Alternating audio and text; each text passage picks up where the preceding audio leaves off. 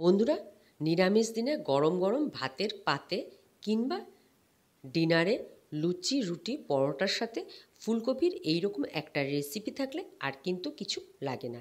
নমস্কার, আমি রিঙ্কু। আমার চ্যানেল রিঙ্কুর রান্নাঘরে সকলকে স্বাগত জানিয়ে আজকে চলে এলাম দুর্দান্ত স্বাদের ফুলকপির নিরামিষ একটা রেসিপি নিয়ে। আজকের রেসিপিটা যদি আপনাদের ভালো লেগে থাকে তাহলে লাইক করবেন, শেয়ার করবেন আর চ্যানেলটাকে অবশ্যই কিন্তু সাবস্ক্রাইব করতে ভুলবেন না। চলুন দেখে নিই আজকের ফুলকপির রেসিপিটা আমি কিভাবে করেছি।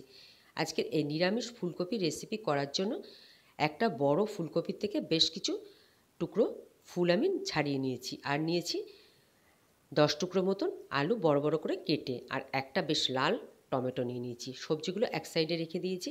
এবার একটা মশলা আমি তৈরি করে নিচ্ছি। তার জন্য একটা বাটির মধ্যে ছোট চামচের 1 চামচ জিরে গুঁড়ো, 1 চামচ ধনে গুঁড়ো, হাফ চামচ হলুদ গুঁড়ো, হাফ চামচের একটু বেশি কাশ্মীরি লঙ্কার গুঁড়ো, আর দিয়ে দিচ্ছি 1 থেকে 1.5 চামচের মতন কাঁচা সর্ষের তেল। সামান্য পরিমাণে একটু জল দিয়ে মশলাটা খুব ভালো করে গুলে এক সাইডে আমি রেখে দেবো। এইভাবে মশলা গুলে যদি রান্না করা যায়, রান্নার মধ্যে কিন্তু বাটা মশলার স্বাদ পাওয়া যাবে। মশলাটা এক সাইডে রেখে দিলাম। এবার নিয়ে নিচ্ছি 100 গ্রামের মতন টক দই। টক দইটা খুব ভালো করে আমি আগে ফেটিয়ে নেব। খুব ভালো করে চামচের সাহায্যে টক দইটা কিন্তু আমি ফেটিয়ে নিয়েছি। এবার চলুন রান্নায় যাওয়া যাক। আগে থেকে আমি কড়াইয়ে জল গরম করতে দিয়েছিলাম। জলটা গরম হয়ে গেছে, তার মধ্যে 1 চামচ লবণ দিয়ে কেটে রাখা ফুলকপিগুলো আমি লবণ জলের মধ্যে সেদ্ধ করে নেব। খুব বেশি সময় কিন্তু সেদ্ধ করব না। গ্যাসটা হাই রেখে আমি 2 মিনিটের মতন সেদ্ধ করে নেব। ফুলকপিগুলো এমনভাবে সেদ্ধ করতে হবে যেন ফুলকপিগুলো ভেঙে না যায়, গোটা থাকে, আর 40 থেকে 50% মতন যেন ফুলকপিগুলো সেদ্ধ হয়ে যায়।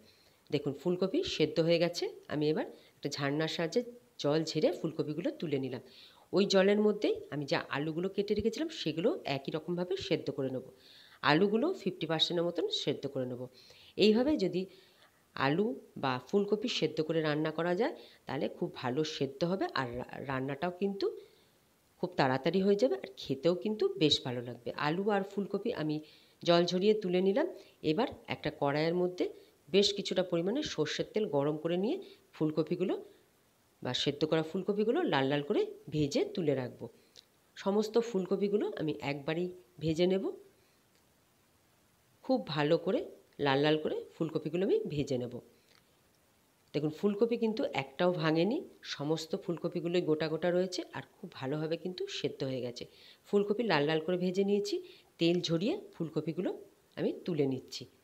ওই তেলের মধ্যেই আমি যে আলুগুলো সেদ্ধ করে রেখেছিলাম সেই আলুগুলো লাল লাল করে ভেজে নেব। আমি প্রথমে যে তেলটা দিয়েছিলাম সেই তেলেই আমি পুরো রান্নাটা কমপ্লিট করব। দেখুন আলুগুলোও ছেড়ে দিয়েছি। এবার আলুগুলো মিনিট 2 সময় নিয়ে লাল লাল করে ভেজে নেব। এইভাবে আলু একটু সেদ্ধ করে ভেজে নিলে তরকারিতে আলুটা খেতে কিন্তু বেশ ভালো লাগে।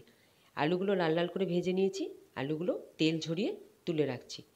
কড়াইতে যেটুকু তেল আছে তার মধ্যে ফোড়নে দিয়ে দিচ্ছি গোটা গরম মশলা, আর ছোটো চামচের 1 চামচ গোটা জিরে, আর কয়েকটা সামরিচ দিয়ে দিলাম, একটা শুকনো লঙ্কা আর 3টে ছোটো তেজপাতা। ফোড়নটা একটু নাড়াচাড়া করে ভেজে নিচ্ছি। সুন্দর গন্ধ বেরোলে যে টমেটোটা আমি নিয়েছিলাম সেই টমেটোটা গ্রেটার দিয়ে গ্রেট করে দিয়ে দিলাম এর মধ্যে, আর টমেটোর যে খোসা সেগুলো আমি ফেলে দিয়েছি। একটু হালকা করে টমেটোটা নাড়াচাড়া করে ঢাকা দিয়ে 1 মিনিটের মতন ভেজে নেব। এতে টমেটোর কাঁচা গন্ধটা চলে যাবে আর টমেটোটা খুব ভালোভাবে ভাজা হয়ে যাবে। এরপর যে মশলাটা আমি গুলে রেখেছিলাম সেই মশলাটা দিয়ে দিলাম, আর বাটিটা ধুয়ে জল দিয়ে দিলাম। খুব ভালো করে মশলাটা আর টমেটোর সাথে আমি মিশিয়ে কষিয়ে নিচ্ছি। একটু সময় নিয়ে মশলাটা কষিয়ে নিতে হবে। দেখুন মশলাটা অনেকটাই কষানো হয়ে গেছে। এই পর্যায়ে দিয়ে দিচ্ছি ছোটো চামচের 1 চামচ আদা বাটা। আমি একই চামচের মাপ করে সমস্ত কিছু দিয়েছি। আর দিয়ে দিলাম 1 চামচের একটু কম শুকনো লঙ্কা বাটা। এই শুকনো লঙ্কাটা আমি গরম জলে ভিজিয়ে রেখে বেটে নিয়েছিলাম। এইভাবে শুকনো লঙ্কা যদি ভিজিয়ে রেখে বেটে রান্না করা যায়, এতে শুকনো লঙ্কাটাও কিন্তু বাটা মশলার মতন স্বাদ হবে। শুকনো লঙ্কা আর আদা বাটাটা দিয়ে একটু নাড়াচাড়া করে দিয়ে দিলাম স্বাদ মতন লবণ আর ওই একই চামচের 2 চামচের মতো চিনি। এই রেসিপিটা একটু মিষ্টি মিষ্টি হবে, তাহলে খেতে কিন্তু বেশ ভালো লাগবে। লবণ আর চিনি দিয়ে আবারও আমি খুব ভালোভাবে মশলাটা কষিয়ে নিচ্ছি। 1 থেকে 1.5 মিনিটের মতন আমি ঢাকা দিয়ে মশলাটা কষিয়ে নেব। মশলা থেকে তেল ছেড়ে দিয়েছে, আমি ঢাকাটা খুলে আবারও মশলাটা আরেকটু নাড়াচাড়া করে কষিয়ে নিচ্ছি। এ পর্যায়ে দিয়ে দেব ফ্যাটানো টক দইটা। এ পর্যায়ে আমি কিন্তু গ্যাসটা অফ করে দিয়েছি। গ্যাসের ফ্লেমটা যদি জ্বালিয়ে রেখে আমি দইটা মিশাই তাহলে কিন্তু ফেটে যাওয়ার ভয় থাকে। তার জন্য গ্যাসটা বন্ধ করে দইটা একটু মিশিয়ে নিয়ে আবার গ্যাসটা জ্বালিয়ে লো টু মিডিয়ামে রেখে ঢাকা দিয়ে খুব ভালো করে আমি মশলা আর দইটা কষিয়ে নেব। খুব ভালো করে দই আর মশলা আমি কষিয়ে নিয়েছি। এবার দিয়ে দিচ্ছি ভেজে রাখা আলু আর ফুলকপিগুলো। মশলার সাথে 2 থেকে 3 মিনিট সময় নিয়ে খুব ভালো করে আমি আলু আর ফুলকপি কষিয়ে নেব। খুব ভালো করে কষিয়ে নিতে হবে, তাহলেই কিন্তু এই রান্নাটা খেতে বেশ ভালো লাগবে। খুব ভালো করে আলু আর ফুলকপি মশলার সাথে কষিয়ে নিয়ে দিয়ে দিচ্ছি গরম জল। রান্নাতে অবশ্যই কিন্তু গরম জল ব্যবহার করবেন, তাতে রান্নার স্বাদ আরও বাড়বে। আমি খুব বেশি ঝোল করব না, সেই বুঝে জলটা আমি দিয়েছি। ঢাকা দিয়ে 3 থেকে 4 মিনিটের মতন আমি ফুটিয়ে নিয়েছি। 4 মিনিট পর ঢাকাটা খুলেছি। আলু খুব ভালোভাবে সেদ্ধ হয়ে গেছে, ফুলকপিও খুব সুন্দরভাবে সেদ্ধ হয়ে গেছে। আলু ফুলকপি সমস্ত কিন্তু গোটা গোটাই রয়েছে। এ পর্যায়ে দিয়ে দিলাম একটু ধনেপাতা কুচি। ধনেপাতা কুচি দিয়ে আবারও একটু নাড়াচাড়া করে আমি ফুটিয়ে নিচ্ছি। খুব বেশি সময় লাগে না রান্নাটা করতে, আর খেতে কিন্তু অসাধারণ হয়।